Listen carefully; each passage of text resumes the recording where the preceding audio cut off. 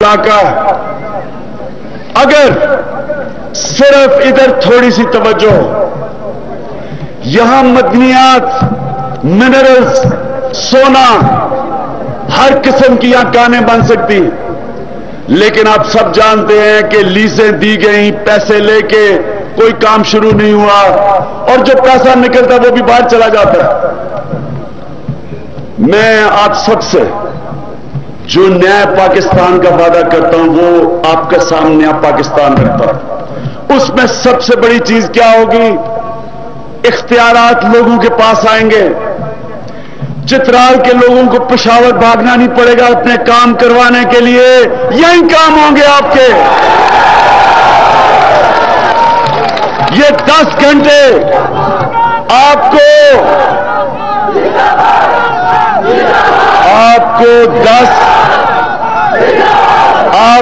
10 گھنٹے کا سفر نہیں کرنا پڑے گا۔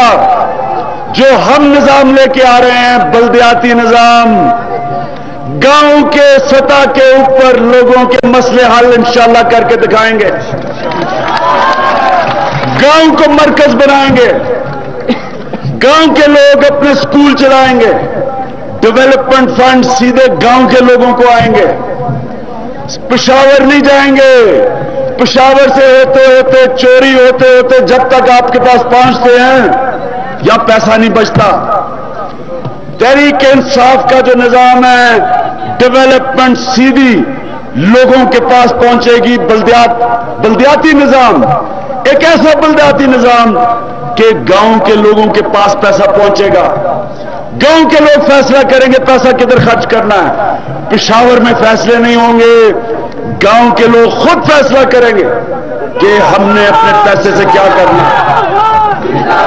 اور جو نیا پاکستان بنے گا، اس پاکستان میں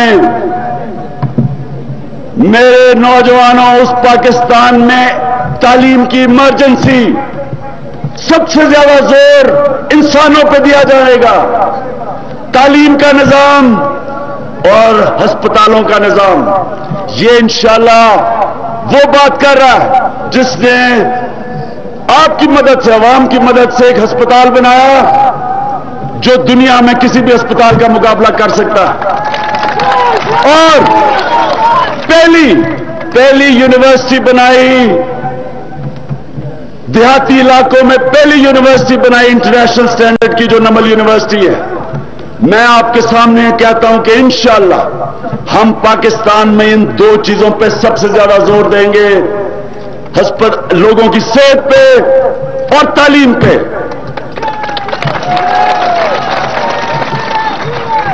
اور میرے نوجوانوں، میں اس علاقے میں پہلے بھی آیا اور اب بھی آیا، گلگت بلتستان گیا، کوئی ٹورسٹ نہیں آتے۔ جو خوشحالی ٹورزم کی وجہ سے تھی، ہوٹل بند پڑے ہیں، لوگوں کے پاس پیسہ نہیں جو ٹورزم سے بناتے تھے۔ اس کی سب سے بڑی وجہ، جب سے ہم نے امریکہ کی جنگ میں شرکت کی ہے، اپنے آپ کو تباہ کر لیا۔ ہم تحریک انصاف انشاءاللہ اس ملک میں امن لا کے دکھائے گی، امریکہ کی جنگ سے نکال کے دکھائے گی۔ تحریک انصاف 7 تاریخ کو اس ملک کی سب سے بڑی امن ریلی وزیرستان لے کے جا رہی ہے۔ عمران خان، اس کا مقصد، اس ریلی کا مقصد کیا ہے؟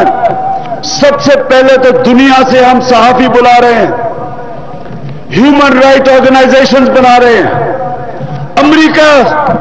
امریکہ سے ہیومن رائٹس کی آرگنائزیشن ریپریو، اس کو بلا رہے ہیں، برطانیہ سے صحافی انٹرنیشنل چیلنج بنا رہے ہیں، اور ان سب کو وزیرستان لے کے جائیں گے اور ڈرونز کے متاثرین سے ملوائیں گے، اور وہ متاثرین ان کو بتائیں گے کہ جب ڈرون اٹیک ہوتا ہے تو صرف دہشت گرد نہیں مرتے، بے قصور شہری مرتے ہیں، عورتیں مرتی ہیں، بچے مرتے ہیں، اور جب جن کے گھروں میں لوگ مرتے ہیں وہ اپنا بدلہ لینے کے لیے ہتھیار اٹھاتے ہیں اور وہ کس کے خلاف اٹھاتے ہیں؟ پاکستانی فوج کے خلاف. ادھر بھی پاکستانی مرتے ہیں، ادھر بھی پاکستانی مرتے ہیں. ڈرون اٹیک امریکہ کرتا ہے، تباہی پاکستان میں مچتی ہے. ہم انشاءاللہ باہر سے صحافیوں کو ان لوگوں سے ملائیں گے، کیونکہ یہ جنگ اصل میں رکے گی جب امریکہ کی اور برطانیہ کی پبلک اس جنگ کی مخالفت کرے گی. اس لیے باہر سے لوگ منگوا رہے ہیں. اور دوسری چیز، اپنے قبائلی علاقے کے لوگوں کو اپنے ساتھ ملا رہے ہیں. یہ جنگ تب جیتی جائے گی جب ہم امریکہ کی جنگ سے نکل کے اس کو اپنی جنگ بنائیں گے، اور جب ہم اپنے قبائلی لوگوں کے ساتھ مل کے جب جنگ لڑیں گے، جنگ جیت لیں گے. ہم تیار ہیں سب کی جہاد کے لیے، تیار ہے جہاد کے لیے. خان صاحب کے ہم سب تیار ہیں. واحد پارٹی، کسی پارٹی میں جرت نہیں ہے وزیرستان جانے میں سوائے آپ کی پارٹی میں. انشاءاللہ ہم امن لے کے آئیں گے. ہر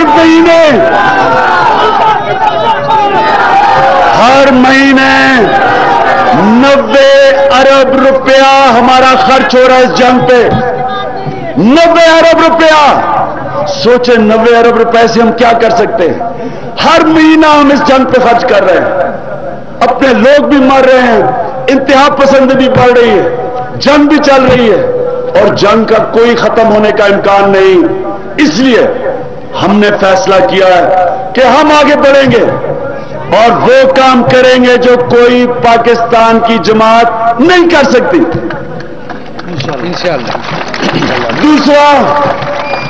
دوسری چیز، تحریک انصاف واحد پاکستان کی جماعت ہے جو اپنے اندر الیکشن کروا رہی ہے.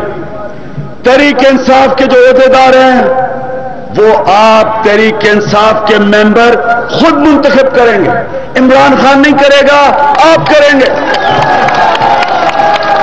یہ خاندانی جماعت نہیں ہے، یہ خاندانوں کی جماعت نہیں ہے، یہ ایک جمہوری جماعت ہے. اس میں آپ سب لیڈر بن سکتے ہیں. نوجوانوں، الیکشن میں حصہ لو اور قیادت کرو اس جماعت کی.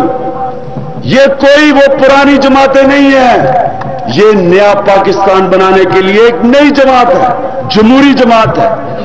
اس جماعت میں ٹکٹ ان کو دیے جائیں گے، صرف ان کو دیے جائیں گے جن لوگوں کو ہماری منتخب کیے ہوئے ڈسٹرکٹ میں نمائندے، وہ جن کو وہ کہیں گے، جن کی نشاندہی جن نمائندوں کی وہ کریں گے. اس پارٹی کا پارلیمنٹری بورڈ ان کو ٹکٹ دے گا. اس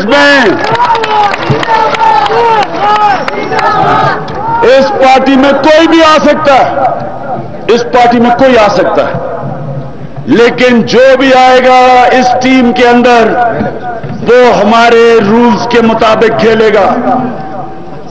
جو بھی آئے گا وہ ان قوانین کے مطابق چلے گا جو تحریک انصاف کے ہے. جو تو ان قانون پہ چلنا چاہتا ہے، ہمارے رولز پہ چلنا چاہتا ہے، وہ انشاءاللہ ہمارے ساتھ مل کے نیا پاکستان بنائے گا. اور جو نہیں چلنا چاہتا ہم بڑے عزت سے آپ کو رخصتی کر دیں گے. ہم جو نیا پاکستان بنائیں گے اس میں سب سے بڑی بات کہ نوکریاں نوجوانوں آپ کے لیے ہم پیدا کریں گے. ہم نے اسکیمیں بنائی ہیں نوکریوں کی. آپ کو اپنے علاقوں سے دور جانا نہیں پڑے گا، یہی چترال میں اور اپنے علاقوں میں لوگوں کو نوکریاں دلوائیں گے.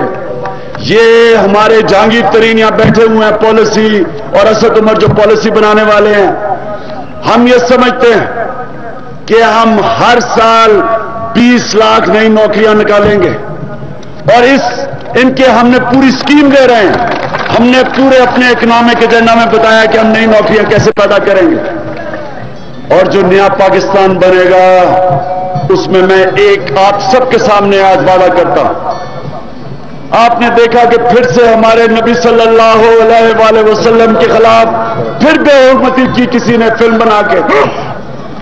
میں آپ کے سامنے ایک وعدہ کرتا ہوں، میں مغرب کے لوگوں کے پاس جاؤں گا، میں مغرب کے لوگوں کو جانتا ہوں، ان کو نہیں پتا، ان کو نہیں سمجھ، نہ اسلام کی سمجھ ہے، نہ ان کو اس چیز کی سمجھ ہے کہ ہم اپنے نبی، پیارے نبی سے کتنا پیار کرتے ہیں۔ ان کو یہ نہیں سمجھ کہ مسلمان اپنے نبی کے لیے جان دینے کے لیے تیار ہے۔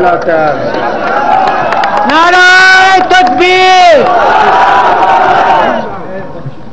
اس کا کیونکہ ان کو پتا نہیں ہے، اس کا فائدہ اٹھاتے ہیں وہ لوگ جو اسلام کو ذلیل کرنا چاہتے ہیں۔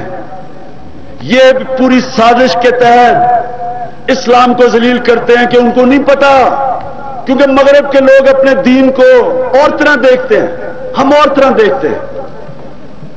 میں یہ ذمہ داری لیتا ہوں، ہم ان لوگوں کو بتائیں گے کہ دیکھیں، یہودیوں کے لیے اگر کوئی بھی یہ کہہ دے کہ ان کے خلاف ایک بہت بڑا ظلم ہوا تھا جس کو ہولوکاسٹ کہتے ہیں، آج سے 60 سال پہلے بہت بڑا ظلم ہوا تھا یہودیوں پہ، بڑے لاکھوں لوگ ان کو قتل کیا گیا، مارا گیا بری طرح، عورتیں بچوں کو۔ آج یورپ کے اندر صرف آپ یہ کہہ دیں کہ ہولوکاسٹ کے اوپر شک کر دیں تو آپ کو جیل میں ڈال دیتے ہیں۔ اس لیے ڈالتے ہیں کہ یہودی لوگوں کو، قوم کو تکلیف پہنچتی ہے۔ تو کیا جب ہم مسلمانوں کو تکلیف پہنچتی ہے، آپ آزادی رائے، فریڈم آف سپیچ کے نام پہ کہتے ہیں کہ ان کو کرنے دو، تو کیا ان کو تکلیف اگر پہنچ سکتی ہے تو آپ کو یہ بھی مغرب کے لوگوں کو سننا پڑے گا کہ مسلمانوں کو کس چیز سے تکلیف پہنچتی ہے، اور ہمیں تکلیف پہنچتی ہے۔